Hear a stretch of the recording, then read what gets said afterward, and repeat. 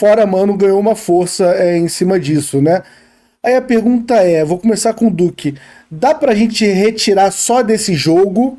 Acho que dá pra fazer um recorte desse jogo e você acha justo alguém querer que o Mano Menezes saia do Fluminense por esse jogo? Ou você acha que tem que avaliar o todo? Cara, é assim, a questão do Mano, né? A gente já vem desde o ano passado, como você mesmo disse, né? A questão de números e tudo. É um treinador que ano passado eu entendi a permanência, né? Pelo trabalho que ele fez. Pô, ele pegou um Fluminense na última colocação no Campeonato Brasileiro. E apesar do jogo pragmático, do Anzerinho, né, naquela brincadeira de não é basquete, aquela coisa toda, ele consegue tirar o Fluminense de um rebaixamento praticamente quase que certo, né? Mas iniciar um trabalho com o Mano Menezes em um novo ano, todo mundo já sabia o que poderia acontecer, né?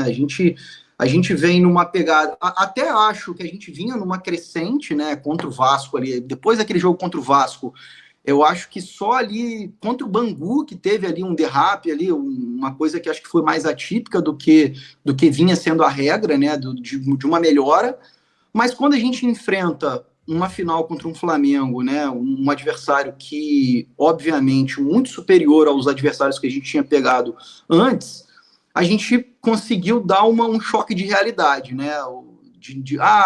Será que realmente era uma crescente? Será que realmente era uma melhora?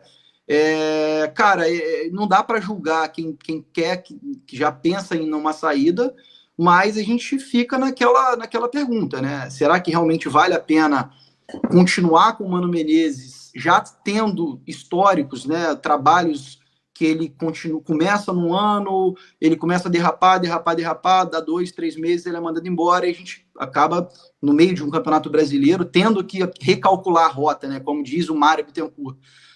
Eu acho bem polêmico, cara, mas eu avaliaria sim, avaliaria essa questão do Mano sim, porque eu acho que hoje, pelos 2 jogos contra o Flamengo, acho que esse time poderia jogar mais do que jogou, sinceramente. Confesso que eu vou dar minha opinião, vou pedir para a Júlia comentar a minha opinião, dando a dela ali também. Eu acho que não é nem a derrota pro Flamengo é algo que irrita, claramente, todo torcedor, mas a postura mais fora do campo me incomodou mais do que dentro. Ele garantir na coletiva que o primeiro tempo o foco era não tomar um outro gol do Exato. Flamengo me deixa muito preocupado.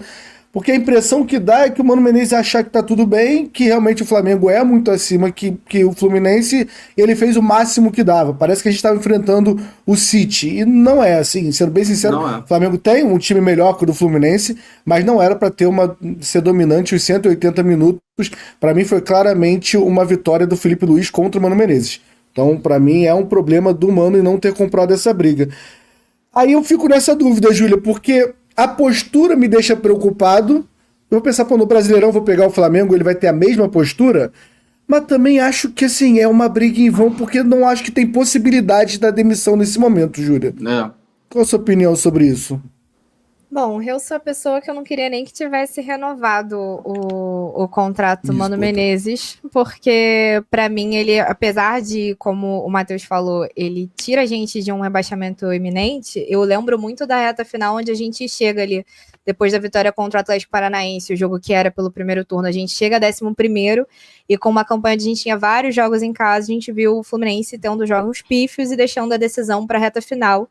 E o Fluminense com muitos problemas ofensivos que a gente vinha reclamando toda semana aqui, e isso para mim não se apagou, sabe? Então para mim não fazia nem sentido a renovação, mas eu já entendi que a gente vai seguir com o Mano Menezes. Eu acho que hoje ele tá muito seguro no seu cargo, assim, na minha cabeça, a partir do momento em que a gente, correndo o risco de não se classificar para a semifinal do Campeonato Carioca, que é um serviço fácil, você precisa fazer esforço para você não conseguir se classificar, ele continua.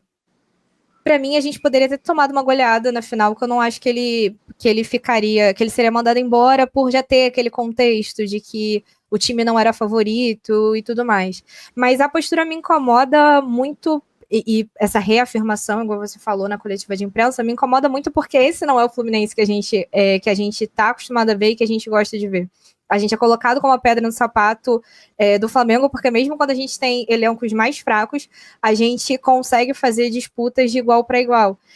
Algumas são melhores, outras são piores, mas o Fluminense nunca se acovarda. E aí a gente pode entrar na questão do mérito ali, o placar agregado, ficou no 2-1, mas o Fluminense não conseguiu jogar, não conseguiu disputar com o Flamengo no segundo jogo. E a gente escuta o próprio Mano Menezes falando que se o jogo fosse no dia seguinte, ele ia fazer as mesmas escolhas, né? Então isso não me anima. Acho que a gente sim tem que botar na sequência do Campeonato Brasileiro, a gente não vai disputar com elencos do nível do Flamengo todo jogo, mas para quem tem expectativas, quem talvez acostumou a ver o time buscando sempre o melhor e, a gente vai disputar uma Sul-Americana, a gente sabe que os times adversários são mais fracos e tudo mais, você começa a criar expectativas nessas competições. Quando você vê esse tipo de postura no seu técnico, você passa a não acreditar mais nessa possibilidade de títulos, e eu acho que isso mexe bastante com a torcida. Mas eu acho que o Mano Menezes só vai cair mesmo se ele fizer um início de campeonato brasileiro pífio, porque aí todo mundo vai começar a cobrar, como foi ano passado e tudo mais. Mas tirando isso, eu acho que ele permanece, mesmo que a gente caia na fase de grupos da Sul-Americana. Na fase de grupos, eu tava contigo até a fase de grupos, aí eu acho que é uma fase de grupos que cair, assim, é muito impactante cair nessa fase de grupos aí, é muito tenso. Mas também não desconfio, não. Eu quero só pedir pra galera, eu não fiz as funças que eu tomei um susto, o nosso pizzaiolo Vitor Lesso entrou dia da Itália, é a hora que eu pedi. Então deixa o like, se inscreve no canal e Pix e Superchat estão ativos aqui pra você mandar mensagem de vocês, tá bom? Lessa, vamos lá, cara. Eu tô com a Júlia, eu saio do Maracanã muito... Minha namorada, quando chegou em casa, perguntou se tava nervoso. Eu falei, cara, eu não tô nervoso, eu tô meio abatido, porque parece que a temporada vai ser uma temporada morna. Isso é muito ruim pro torcedor do Fluminense, imaginar uma temporada meio morna, onde você não tem muita expectativa. Gabriel Amaral, o seu sócio, o Vitor Lessa, falou que soltou um vídeo fazendo uma análise que ele acha muito difícil o Mano sair, porque o Mano dá uma coisa muito importante ao Mário no ano de eleição, ou de uma possível passagem para a SAF, que é da estabilidade, né? Ao mesmo tempo que eu acho que o torcedor não tem a expectativa de título com o Mano Menezes, ele também não acha que o Mano Menezes vai cair, vai brigar para cair, porque o Mano é um time muito regular do Mano Menezes ali para pontuar em jogos mais fáceis. Só que aí, junto com esse comentário do Gabriel, vem que eu fui falar disso numa live, e veio aquela entrevista do Abel em 22, quando ele sai dizendo que o Mário Bittencourt pediu para ele só para brigar para não cair, porque era um ano de eleição no Fluminense. E assim, não acho que o Abel mentiu. Claro que tem várias formas de você falar isso, né? Você pode falar, o Abel, faz o que você quiser fazer aí, pode tentar à vontade, só não inventa de tentar cair, isso é uma forma. Ou então você pode reunir com o Abel e falar, cara, esse é o ano de eleição, por favor, não vá cair, que pra mim tem um peso maior. Não acho que o Abel mentiu, mas ao mesmo tempo, olha, o Mário trouxe o Diniz em 2022, cara. Se tem uma coisa que o Diniz não entregava em 2022, é a estabilidade. Eu queria a sua opinião sobre isso. Você acha que o Mário, no ano de eleição, pensa em estabilidade mesmo? Porque eu acho que em 22, com o Diniz, ele não pensou muito nisso, não.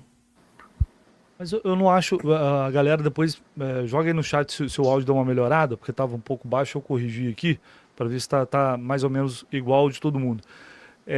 Eu acho que, cara, a questão do Diniz é diferente. A questão do Diniz, eles tinham uma relação, sempre foram amigos ali, e ficou algo meio que inacabado da passagem dele anterior. Tanto que até dias atrás ele falava que o maior erro dele era ter demitido o Diniz lá em 2019.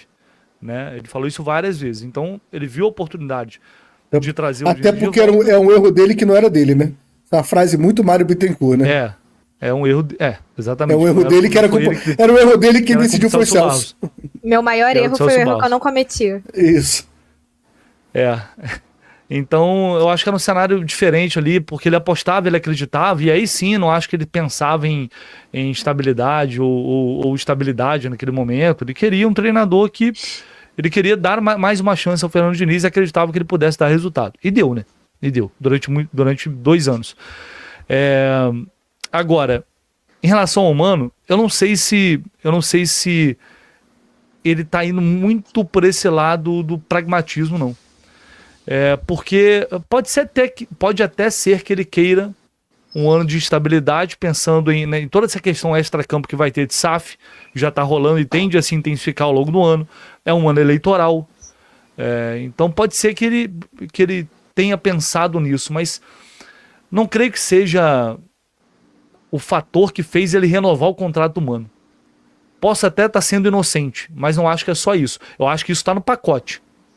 Mas não acho que a decisão passa primariamente por ser o treinador que vai me dar mais estabilidade no ano eleitoral, sendo que o ano eleitoral, que no caso não vai ser ele o presidente. Se ele tá com a SAF antes, ano eleitoral já fica em segundo plano no Fluminense. Ninguém tá ligando mais se a SAF entra antes. Então, não sei. E outra coisa, o Mano, ele entrega resultados medianos ali que vão ser suficientes para você talvez não ficar falando em demissão do treinador toda hora. Mas tem um outro fator que às vezes impacta, e aí, meu amigo, não tem resultado, não tem... E geralmente aparece quando você está num momento de instabilidade, que é o fator vestiário. Tudo pode acontecer numa temporada no futebol. Às vezes a gente tá achando que vai ter uma temporada chata, mediana, do Fluminense só em meio de tabela, e tudo acontece, amigo. Quem imaginava que fosse acontecer no passado? Mas você acha que o Mano dá estabilidade no vestiário? Porque eu sempre acho que a galera é pé atrás com ele, tá? Exato. Eu sempre acho que o clima é pesado ali, né? Então, é isso que eu tô falando. Uma hora pode encher o saco. Uma hora pode ter gente que não vai aturar mais. Uma hora essa insatisfação pode extrapolar um pouco do ponto. E é aí que o negócio desanda e aí não tem resultado que segure. Aliás, não tem resultado mediano que segure.